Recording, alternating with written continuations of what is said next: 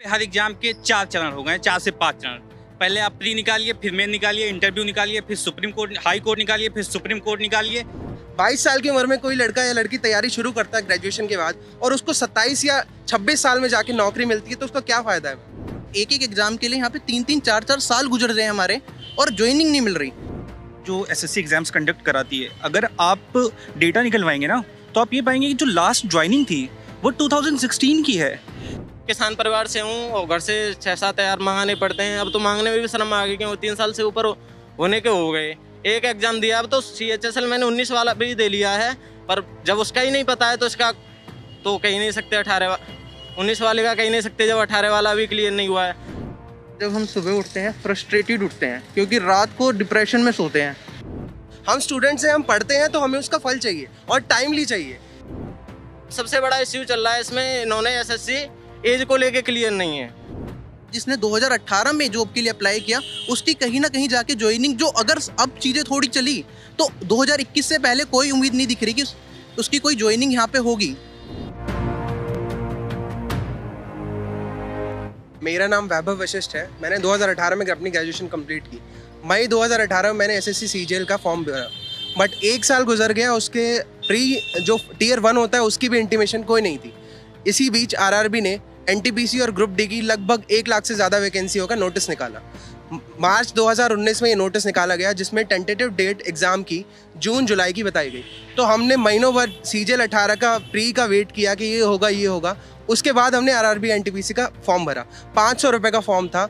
हम बेरोज़गार लोग जस्ट ग्रेजुएशन करके निकले हैं। ये सपना है कि गवर्नमेंट एस्पिरेंट हैं, एक गवर्नमेंट इंस्टीट्यूशन में, गवर्नमेंट सेक्टर में अपना योगदान देंगे। उस बीच हमने NTPC का फॉर्म भरा। मई में एग्ज़ाम नहीं हुआ, जून में एग्ज़ाम नहीं हुआ। CGL 18 का प्री हुआ जून 2019 में। उसके बाद उसका रिज़ल्ट आया अगस्त 2019 में। उसका Tier 2 होता है सितंबर 2019 में। उसका रिज़ल्ट आता है नवंबर 2019 में। Tier 3 हुआ हमारा दिसंबर 29, 2019।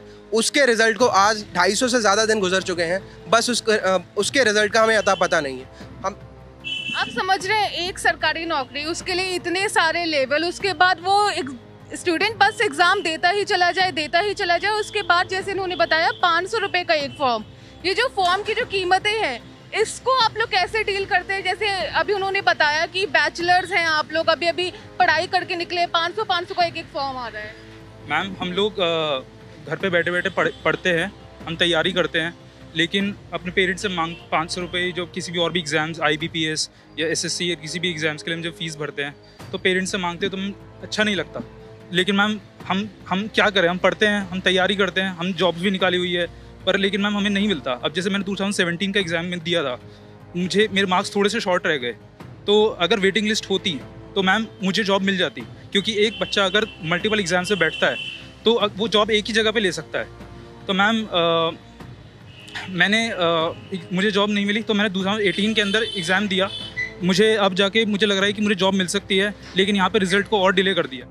सबसे पहले तो मैं बताना चाहूँगा, जो एसएससी एग्जाम्स कंडक्ट कराती है, अगर आप डेटा निकलवाएंगे ना तो आप ये पाएंगे कि जो लास्ट ज्वाइनिंग थी वो 2016 की है। इसके बाद 2000 जी, मतलब आखिरी बार SSC के एग्जाम के थ्रू जिसने ज्वाइन किया वो था 2016 में कोई। एग्जैक्टली। मैं एक प्राइवेट फर्म में काम करता था।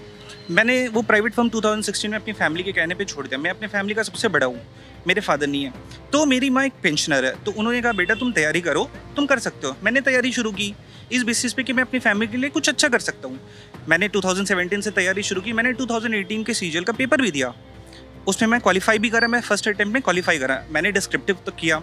2018 के मई में आपका नोटिफिकेशन आता है, ठीक।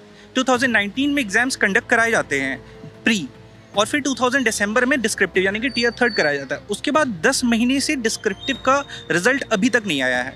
इस बीच मेरी जैसी फैमिली, जिसका मैं सबसे बड़ा लड़का हूँ, जिसकी माँ पेंशनर है, आप अंदाज़ा लगा सकते हैं कि उन्हें अपनी लाइवलीहुड कैरी ऑन करने में कितनी परेशानी हो रही होगी, और मुझे कितनी परेशानी हो रही होगी अपनी फैमिली को फेस करने में। अपने घर पर बैठे हुए मैं अपने रिश्तेदारों को कैसे जवाब देता हूँ ये मैं ही जानता हूँ, क्योंकि सबकी उम्मीदें आपसे होती कि आप अपने घर के बड़े बेटे हैं। मैं सबसे पहला अटेम्प्ट CHSL का दिया था मैम। एक तो 18 वाले एग्जाम का नोटिस ही इन्होंने 19 में दिया।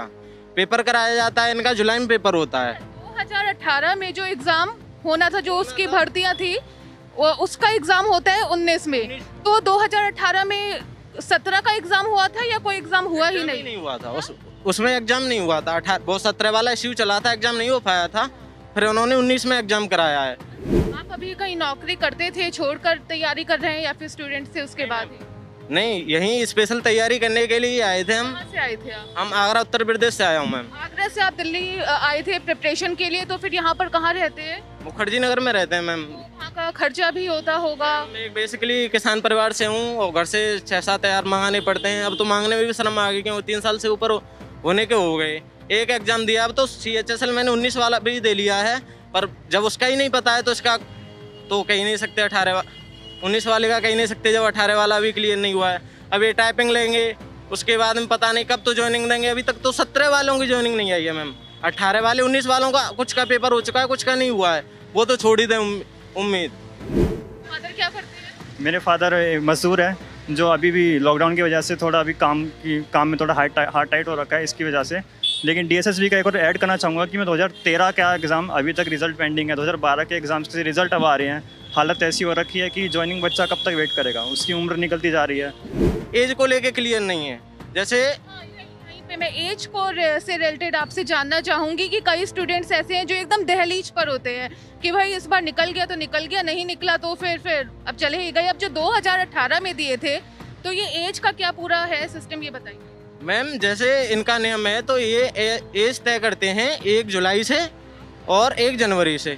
जो CGL 18 हुआ था ना, उसमें 1 जुलाई इन्होंने फिक्स कर दी, उसमें इससे लेंगे।